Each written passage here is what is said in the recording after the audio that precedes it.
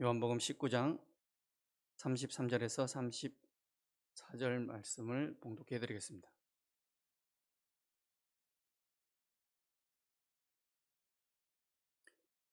예수께 이르러서는 이미 죽으신 것을 보고 다리를 꺾지 아니하고 그중 한 군인이 창으로 옆구리를 찌르니 곧 피와 물이 나오더라. 오늘 말씀의 제목은 다리를 꺾지 아니하고 옆구리를 찌르니라는 제목입니다. 오늘 본문을 보시면 로마 군인이 예수님의 시체를 처리하는 장면이 나옵니다. 그런데 이 시체를 처리해 달라는 요구를 누가 했냐면 유대인들이 했습니다. 그 이유가 다음 날이 안식일이기 때문입니다. 안식일에 시체들을 십자가에 두게 하지 않으려고 다리를 꺾어 시체를 치워달라고 요구합니다. 거룩한 안식일을 지키려고 거룩한 분을 치우려고 하고 있습니다. 참 재미있는 장면입니다. 자기의 거룩함을 증명해 내려고 거룩을 없애버리려고 하고 있습니다. 자기가 든 횃불이 더 밝게 보이게 하려고 빛이신 예수님을 없애려고 하고 있습니다. 그렇다면 왜 유대인들은 다리를 꺾어달라고 요구했고 왜 로마 군인은 다리를 꺾지 아니하고 옆구리를 찔렀을까요? 요한복음은 그 모든 것이 성경을 응하게 하려 함이라고 기록하고 있습니다. 다리를 꺾는 이유는 혹시 살아있을지 몰라서 쇠뭉치로 무릎을 꺾어버리는 행위를 말합니다. 그러면 숨이 붙어 있어도 몸을 일으켜 세우지 못해서 결국은 질식사하게 되어 있습니다. 그런데 로마 군인은 강도들의 다리는 꺾었는데 예수님의 다리는 꺾지 아니하였습니다. 이미 죽으신 것을 보고 다리를 꺾지 아니하였다고 했는데 다른 강도들은 꺾었는데 예수님은 꺾지 않았습니다. 그리고 굳이 옆구리를 찌릅니다. 요한복음은 이 모든 것이 성경을 응하게 하려 하심이라고 말씀하고 있습니다. 그렇다면 그 요한이 말한 성경이 어딘지 한번 찾아보도록 하겠습니다. 시편 34편 19절에서 20절입니다. 의인은 고난이 많으나 여호와께서 그의 모든 고난에서 건지시는도다. 그의 모든 뼈를 보호하시며 그 중에서 하나도 꺾이지 아니하도다. 의인의 뼈는 하나도 꺾이지 아니한다고 시편은 기록하고 있습니다. 그러니까 의인은 예수님 밖에 없다라는 뜻입니다. 예수님은 십자가에서 의인이신데도 돌아가셨다라는 그런 뜻입니다. 출애굽기 12장 46절을 보시면 어린 양을 잡고 어린 양을 먹는데 뼈를 꺾지 말라라는 구절이 나옵니다. 유월절의 어린 양은 절대 뼈를 꺾어서는 안 됩니다. 의인은 없는데 하나도 없습니다. 그런데 의인이 오셔서 죄인을 대신해서 죽으셨습니다. 그것이 바로 십자가의 사건입니다. 우리는 남의 목숨을 위해 자기 목숨을 희생하는 사람에게 의인 누구누구누구라는 표현을 쓰곤 합니다. 그 사람이 그 전에 어떤 삶을 살았던 간에 그것을 묻지 않고 사람을 살린 행위 하나 가지고 의인이라는 표현을 씁니다. 그러나 성경이 말하는 의인은 인간의 행위로 되어지는 의인을 말하고 있지 않습니다. 인간은 본질적으로 의인이 될 수 없습니다. 아무리 착한 행동을 하고 의로운 행동을 한다고 해서 성경이 말하는 의인은 절대로 될 수 없습니다. 우리는 보통 죄를 말할 때 도덕적이고 윤리적인 기준에서 죄를 말하는 경향이 있습니다. 그리고 그 기준이 대부분 자기 자신입니다. 자기의 가치관, 자기의 윤리의식 등을 기준으로 삼고 있습니다. 그래서 자기의 기준에서 벗어나면 그것은 죄고, 그렇지 않으면 죄가 아닌 경우가 많이 있습니다. 또 어떤 문화권에서는 죄가 아닌 것이 다른 문화권에 가면 죄가 되기도 합니다. 유럽의 오래된 기독교 역사에선 인간이 저지르는 모든 죄 가운데 가장 큰 7대 죄악이 있는데, 그중 하나가 탐식입니다. 음식을 탐하는 것. 배가 나온 것을 중죄로 받습니다. 저도 재작년까지는 중죄인이었다가 작년에 죄인에서 벗어날 수 있었습니다. 저는 빵을 굉장히 좋아하는데 매일 빵을 먹었더니 배도 나오고 허리도 아프게 됐습니다. 그래서 빵을 끊고 계속 걸었더니 몸무게가 빠지더니 죄인에서 벗어날 수 있었습니다. 단골 빵집을 지나다 보면 어느새 제 손에 빵봉지가 들려 있습니다.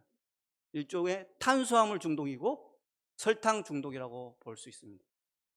그래서 알코올 중독자들이 술을 끊는다 하면서도 또 술을 마시는 행위가 저는 어느 정도 이해가 되는 부분이 있습니다. 왜냐하면 제 손에 빵봉지가 들려있는 모습을 보고 중독이구나 라는 것을 깨닫습니다. 제가 제일 좋아하는 빵이 통단팥으로 된 단팥빵인데 일산에는 그런 빵이 잘 안 팝니다. 근데 이 신평 입구 들어다 보면 카렘 제과라고 있는데 거기 그걸 팔더군요. 제 손에 빵봉지가 들려 있었겠습니까? 안 들려 있었겠습니까? 예, 저는 어김없이 들고 이렇게 집으로 온 적이 있습니다. 죄라는 게 그렇게 무섭습니다. 중독이라는 것이 그렇게 무섭습니다. 빵 먹는 게 무슨 죄냐라고 하실 수 있겠지만, 배가 나올 정도로 빵을 먹는 것은 유럽의 오랜 기독교 역사에 있어서 죄가 될 수 있습니다. 탐식은 죄입니다. 그러니까 죄인이다, 의인이다 하라는 기준이 인간의 행위로 판단 기준을 삼을 수가 없다는 그런 얘기입니다. 주한이가 초등학교 때 빨간불에 횡단보도를 건너는 엄마와 이모를 바라보며 살인마 바라보듯이, 죄인 바라보듯이 한 적이 있습니다. 그러면서 파란불이 바뀔 때 자신은 유유히 건너면서 의인의 행차를 시작합니다. 너희들은 죄인이고 나는 의인이다. 자랑스럽게 파란불에 건넙니다. 빨간불에 건넌 엄마와 이모는 죄인의 심정으로 머리를 조아립니다. 그렇다면 주한이는 의인일까요? 죄를 하나도 짓지 않은 6월절의 어린 양일까요? 예전에 주한이가 나 핸드폰 하나도 안 했어 라고 이런 말을 한 적이 있는데 100%였던 배터리가 보니까 51%였습니다. 아빠한테 거짓말하는 죄는 십자가에 못 박혀야 하는 중죄입니다.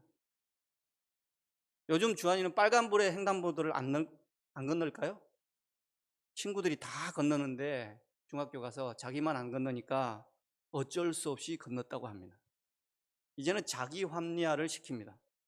자기가 건너지 않을 때는 자기는 의인이었는데 자기가 건널 때는 다 이유가 있고 합리화를 시키고 다 자기가 맞다고 그렇게 합니다. 이렇듯 죄인의 모든 기준은 자기입니다. 그렇다면 이렇게 말하는 저는 의인입니까? 아닙니다. 끔찍합니다. 주님 앞에서만 아랠 수 있는 죄들로 수두룩합니다. 그러니까 우리의 행위, 윤리의식 등으로 죄인이다 아니다를 말할 수가 없다는 의미입니다. 그러니까 죄라는 것은 인간들의 선악구조에 의해서 인간들의 판단으로 규정되는 것이 아니라 하나님과 피조물 사이에 통용되는 개념입니다. 선악과를 따먹은 인간들이 인간 자신의 존엄을 최고의 가치로 생각하기 때문에 인간에게 저지른 행위만을 죄로 간주하는 경향들이 있습니다. 인간이 최고니까 그렇게 그걸 인간이 인간에게 한 것을 죄라고 간주하는 경향들이 있습니다. 그러나 성경은 그것을 죄의 증상이라고 말하고 있지 죄의 본질이라고 말하고 있지 않습니다.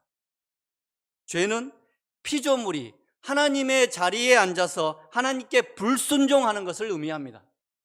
그것이 죄의 본질입니다. 그것을 죄라고 얘기합니다. 빵 많이 먹었다고 지옥 가면 그것보다 억울한 일이 어디 있겠습니까? 성경이 말하고 있는 죄는 하나님과 인간 사이의 죄를 말합니다. 그 죄를 유일하게 짓지 않으신 분, 그분이 십자가에 달리신 것입니다. 그렇기 때문에 뼈를 꺾이시면 안 되는 것입니다. 죄인이 아니셨기 때문에. 그렇다면 옆구리를 창으로 찌른 이유는 무엇 때문일까요? 왜 로마군인은 예수님의 옆구리를 창으로 찔렀을까요? 단순하게 죽음을 확인하는 그런 과정이었을까요? 죽음을 확인하려면 그냥 다리를 꺾는 것이 정석인데 왜 굳이 옆구리를 찔렀을까요? 이 모든 것은 성경을 응하게 하려 함이라라고 말씀하고 있습니다. 요한은 그 성경이 그들이 그 찌른 자를 보리라라는 구절이라고 설명하고 있습니다. 그들이 그 찌른 자를 보리라는 구절이 구약의 어디 말씀인지 한번 찾아보도록 하겠습니다. 스가랴 12장 10절입니다. 내가 다윗의 집과 예루살렘 주민에게 은총과 강구하는 심령을 부어주리니 그들이 그 찌른 바 그를 바라보고 그를 위하여 애통하기를 독자를 위하여 애통하듯 하며 그를 위하여 통곡하기를 장자를 위하여 통곡하듯 하리로다. 여기서 말하는 다윗의 집과 예루살렘 주민은 누구를 말합니까? 바로 택하신 백성, 구원받은 성도들을 의미합니다. 그 성도들에게 은총과 간구하는 심령을 부어주시겠다고 했는데 그들이 그 찌른 바 그를 바라본다고 했습니다. 그러니까 성도들이 예수님을 바라보며 내가 예수님을 찌른 자구나라고 알게 된다는 그런 뜻입니다. 그리고 예수님을 바라보며 애통하는 그 모습이 독자를 위하여 애통하다며 장자를 위하여 통곡하듯 한다라고 말씀하고 있습니다. 이게 무슨 뜻입니까? 성도들에게 은총과 간구하는 심령이 부어지는데 그가 예수님을 바라보면 어떤 마음이 들게 되냐면 내가 예수님을 찌른 자구나. 내가 괴수 중에 괴수구나. 죄인 중에 괴수구나. 라는 이런 반응이 나온다는 것입니다. 그러면서 애통과 통곡이 오는데 그 애통이 어느 정도의 수준이냐면 바로 자식이 죽었을 때 나오는 반응과 같다라는 말씀입니다. 자식이 죽었을 때 심정을 잠깐 생각해 보시길 바랍니다. 그 애통은 세상 그 어떤 아픔과도 바꿀 수가 없는 아픔입니다. 그것도 하나밖에 없는 아들을 위해 애통한다고 했습니다. 하나밖에 없는 아들이 죽었을 때의 그 울부짖음은 이 세상에 하나밖에 없는 울부짖음입니다. 그러니까 내가 예수님을 찌른 자구나라고 알게 됐을 때 그 애통은 이 정도의 수준의 애통이라는 것입니다. 그러니까 예수를 믿으면 믿을수록 이런 애통이 계속해서 나올 수밖에 없습니다. 바울은 서신서 곳곳에서 자기 인식을 보여주고 있는데 죽음에 가까워질수록 더 처절한 고백이 나온다고 말씀을 드린 적이 있습니다.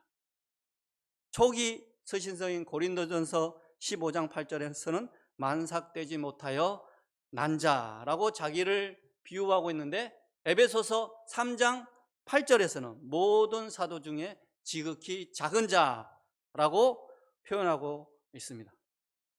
급기야 후기 서신서인 디모데전서 1장 15절에서는 죄인 중에 괴수라고 자신을 묘사하고 있습니다. 예수를 믿으면 믿을수록, 예수를 깊이 알면 알수록 자기의 인식이 점점 변화됨을 보여주고 있습니다. 예수를 믿으면 믿을수록, 예수를 깊이 알면 알수록 자신이 죄인임을 깨닫게 되고 더 알면 알게 될수록 죄인 중에 괴수구나라고 깨닫게 됩니다. 그런데 우리는 예수를 믿으면 믿을수록 의인이 되어갑니다. 교회는 애통의 장소, 자기의 인식의 장소가 돼야 되는데 그게 성도에게 맞는 건데 교회가 자기 자랑의 장소, 자기 의를 보여주는 장소가 되어 가는 경향들이 있습니다. 이 일들이 단지 오늘만의 문제가 아니었습니다. 예수님 당시에도 있었던 사람들의 문제입니다. 누가복음 18장 11절에서 12절입니다.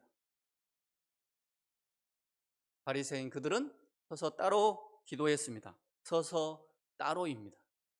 하나님이여, 나는 다른 사람들 곧 토색, 불의, 간음을 하는 자들과 같지 아니하고 이 세리와도 같지 아니함을 감사하나이다. 나는 일회에 2번씩 금식하고 또 소득의 11조를 드리나이다. 우리는 분노합니다. 뭐 저런 인간이 다 있어. 그러나 그 형태가 조금 다를 뿐 우리의 모습입니다. 나의 모습입니다. 오늘 야간 외출 제한 명령을 위반한 성범죄자 조두순이 법정 구속됐습니다. 그 어린 여자아이를 끔찍하게 강간하고도 출소한 조두순을 향해 우리는 분노를 내뿜었습니다. 그런데 조두순과 나는 다를 바 없는 똑같은 죄인입니다. 어디 조두순과 저를 비교합니까?